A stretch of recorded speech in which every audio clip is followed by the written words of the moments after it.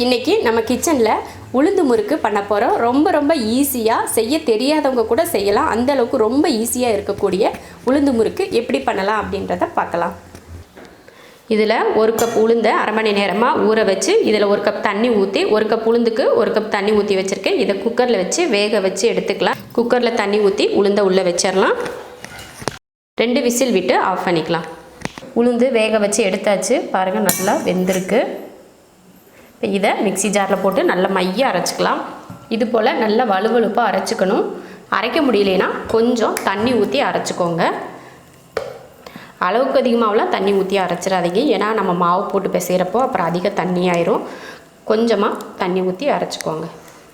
இதில் 1 கப் உளுந்து போட்டோம். மாவு வந்து இதில் 3 கப் பச்சரிசி மாவு சேர்த்துக்கலாம். கடையில் வாங்கின அரிசி மாவு தான்.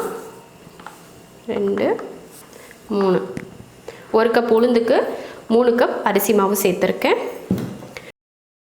2 ஸ்பூன் வெதுவெதுப்பாக சூடு பண்ண எண்ணெய், தேவையான உப்பு,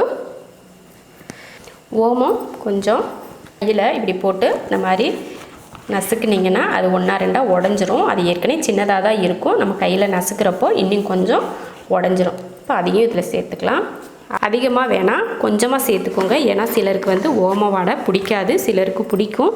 அதனால் கொஞ்சம் கம்மியாகவே சேர்த்துக்கோங்க. இப்போ இதெல்லாம் மிக்ஸ் பண்ணிக்கலாம்.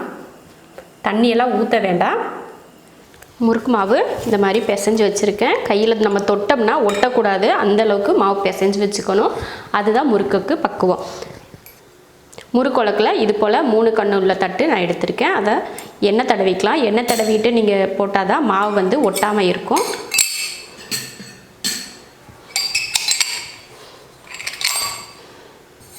எண்ணெய் தடவிட்டு இதில் ஒரு உருண்டை எடுத்து உள்ளே வச்சுக்கலாம். இந்த மாதிரி ஒரு உருண்டை பிடிச்சி உள்ளே வச்சுருங்க. பத்தலைன்னா இன்னும் கொஞ்சம் கூட வச்சுக்கலாம்.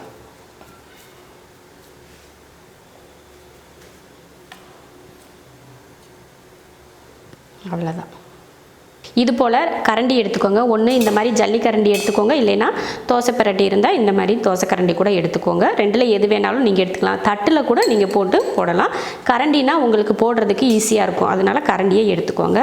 எந்த கரண்டி வேணாலும் இது மாதிரி அகலமாக இருக்க கரண்டி எடுத்துக்கோங்க. அதுலேயும் எண்ணெய் தடவிக்கணும். அப்போ தான் ஒட்டாமல் எண்ணெயில் விழுகும். அதுக்காக தான் எண்ணெய் தடவிக்கிறது. நான் 2 கரண்டியுமே யூஸ் பண்ணுறேன். ஏன்னா இதுதான் யூஸ் பண்ணணுமான்னு சொல்லி சிலர் கேட்பீங்க இல்லையா, அதனால தான் இதுலேயும் போடலாம், இதுலேயும் போடலாம். நல்லா எண்ணெய் தடவியாச்சு.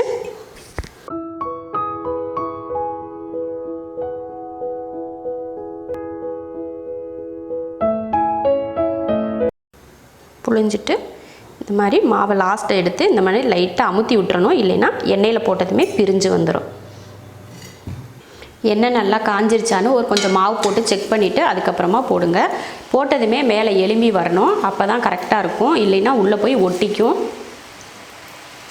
ஒவ்வொரு முறுக்குக்கும் இடைவெளி விட்டு விட்டு போடுங்க. இல்லைன்னா ஒரு முறுக்கும் ஒன்றொன்றுக்கு மேலே ஒட்டிக்கும். அடுப்பு வந்து ஹை ஃப்ளேமில் தான் இருக்குது. அப்படி இருந்தால் தான் முறுக்கில் வந்து எண்ணெய் பிடிக்காது. சிம்மில் வச்சிட்டிங்கன்னா முறுக்கு ஃபுல்லாக எண்ணெய் ஏறிடும். பாருங்கள், சரியாக ஒட்டாதனால முறுக்கு வந்து பிரிஞ்சு வந்திருக்கு. பார்த்திங்களா, இந்த மாதிரி வந்துடும். அந்த லாஸ்ட்டாக புழிஞ்சு எடுக்கும்போது அதை லைட்டாக ஒட்டி விடலைன்னா இது போல் தான் ஆயிரும். அதனால் நல்லா புழிஞ்சு ஒட்டி விடுங்க. முறுக்கு வெந்துருச்சுன்னா இந்த பாருங்கள், முதல்ல போட்ட முறுக்கு நல்லா வெந்துருச்சு. வெந்ததுமே அந்த கொதிக்கிறது பார்த்திங்கன்னா நல்லா அடங்கிருச்சு. பாருங்கள், அப்படின்னாலே நல்லா வெந்துருச்சுன்னு அர்த்தம். பாரு, இது ரெண்டும் பார்த்திங்கன்னா நல்லா கொதிச்சுக்கிட்டு இருக்கு பாருங்கள். சரி, இப்போ இதை எடுத்துடலாம். ஃபஸ்ட்டு போட்டதை நல்லா எண்ணெயை வடிச்சிட்டு வேறு பாத்திரத்துக்கு மாற்றிக்கலாம். அவ்வளோதான். இதையும் எடுத்துடலாம். மீதி இருக்க மாவை இதே போல் பொரித்து எடுத்துக்கலாம். அவ்வளோதான். எல்லா முறுக்கையும் பொரித்து எடுத்தாச்சு. இப்போ அடுப்பை ஆஃப் பண்ணிடலாம். அடுப்பை ஆஃப் பண்ணியாச்சு. உளுந்து முறுக்கு ரெடி ஆயிடுச்சு. ரொம்ப ஈஸியாக செய்யக்கூடிய முறுக்கு இது. உளுந்தை வந்து நம்ம அரைச்சி பவுட்ரு பண்ணி போடாமல் இந்த மாதிரி வேக வச்சு நம்ம முறுக்கு செஞ்சால் அந்த டேஸ்ட்டும் சூப்பராக இருக்கும். நமக்கு வேலையும் ரொம்ப ஈஸியாக இருக்கும். நீங்களும் இது போல் உளுந்தில் முறுக்கு செய்யுங்க. ரொம்ப ஈஸியான வேலை தான், ரொம்ப கஷ்டமான வேலையெல்லாம் கிடையாது. உளுந்தும் அரிசியும் நம்ம வீட்டில் இருந்த கப்பில் அளவு வச்சு தான் நான் செஞ்சேன். கிராம் கணக்கில் போடலை.